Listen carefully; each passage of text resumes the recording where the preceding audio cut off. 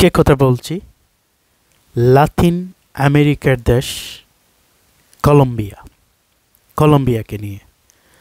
Colombia সংস্কৃতি এবং এর অঞ্চল আকর্ষণীয় কেবল এটির প্রাকৃতিক দৃশ্য এবং স্থাপনা সম্পদের জন্য নয়, দেশটিতে মানুষ অতিরিক্তভাবে এই আনন্দ, লাতিনো ডান্স এবং হাসি খুশি এবং ভ্রমণ পিপাসুদের গেলে সুন্দর ওয়েলকামিং এগুলার জন্য বিখ্যাত।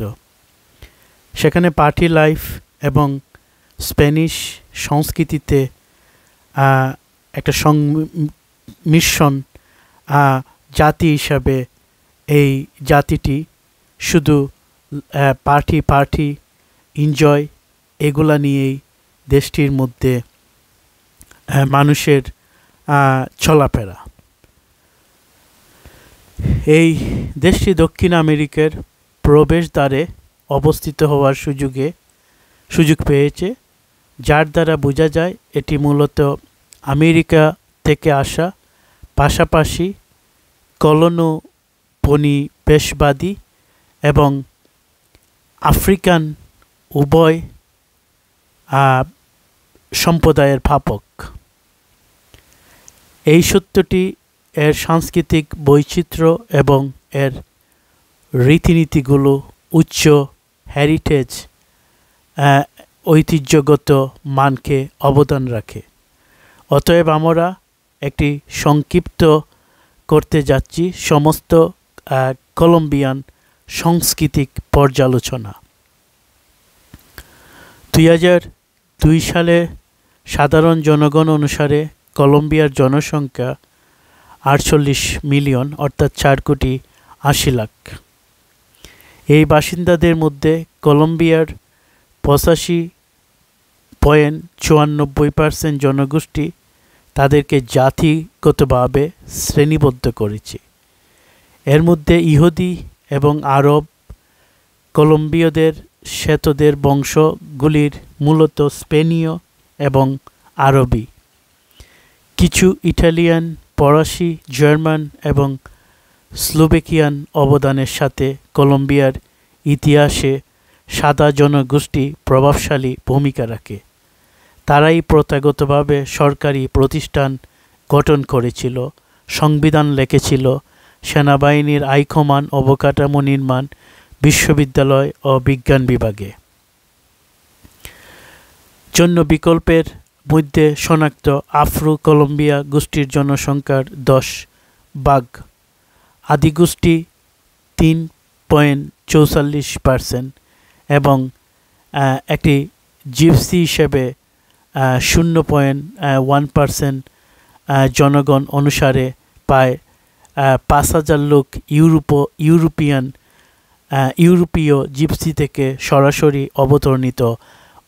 অবতীর্ণ হয়েছে। এই শহরগুলির জনপ্রিয় খাতে এবং কোম্পানিয়াস নামক পরিবর্তনশীল নিউক্লিয়ার বিতরণ করা হয়।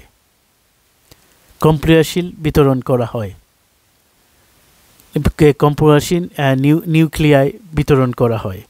যাই হোক, এই হলো আদিবাসী এবং বর্তমান কলম্বিয়ানের জনসংখ্যা 4% গঠন করে না। এর প্রধানত গ্রামীণ অঞ্চলে বিতরণ করা হয়। শতাব্দীর পর শতাব্দী ধরে নির্যাতন, দাসত্ব, কঠোর জীবনযাপন এবং জোর করে শ্রমের শিকার হওয়ার পরেও 1991 সালের সংবিধান কলম্বিয়ার আদিবাসীদের মৌলিক অধিকারকে স্বীকৃতি দিয়েছে।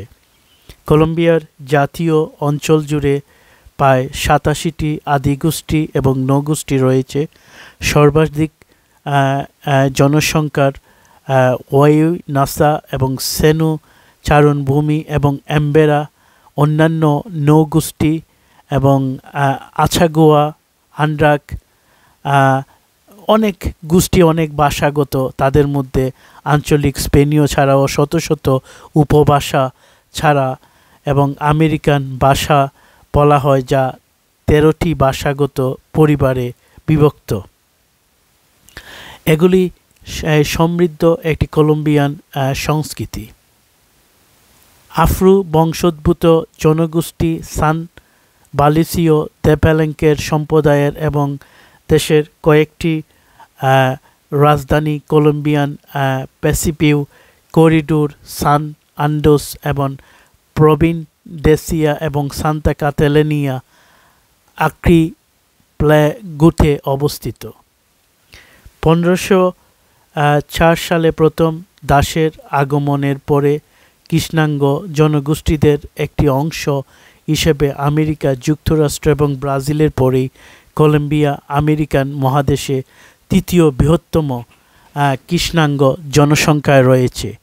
এই নৌগোষ্ঠীটি দেশের সংস্কৃতি এবং খেলাধুলার দুর্দান্ত অবদান রেখেছে। বন্ধুরা, এই হলো আজকের তথা এই লাতিন আমেরিকার দেশ কলম্বিয়া সম্পর্কে ইতিহাস বা হিস্ট্রি তথ্য আমি আপনাদের সাথে উপস্থাপন করেছি।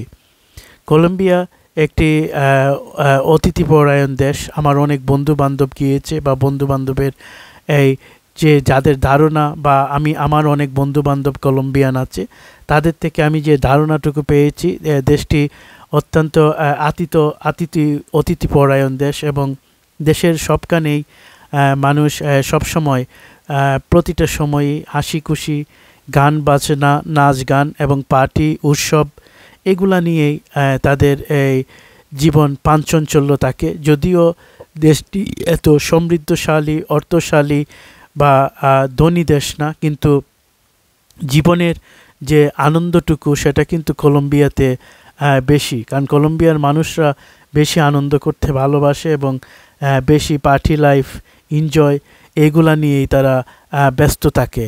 তাদের নাইট ক্লাব, নাইট লাইফ এবং পার্টি, ড্রিঙ্কস, আড্ডা, বার, ক্যাফে এগুলা নিয়েই কলম্বিয়ান জনসাধারণের বেশিরভাগ আগ্রহ দেখা যায়। বিশেষ করে এই বেশিরভাগ মানুষই এই ড্রিঙ্ক করাটাকে ভালোবাসে এবং নাচ গানা, আনন্দ, উৎসব এইসবের পরিবেশ নিয়ে থাকতে তারা পছন্দ করে। তো ধন্যবাদ সবাইকে বন্ধু আজকে কলম্বিয়ার এই ভিডিওটি দেখার জন্য।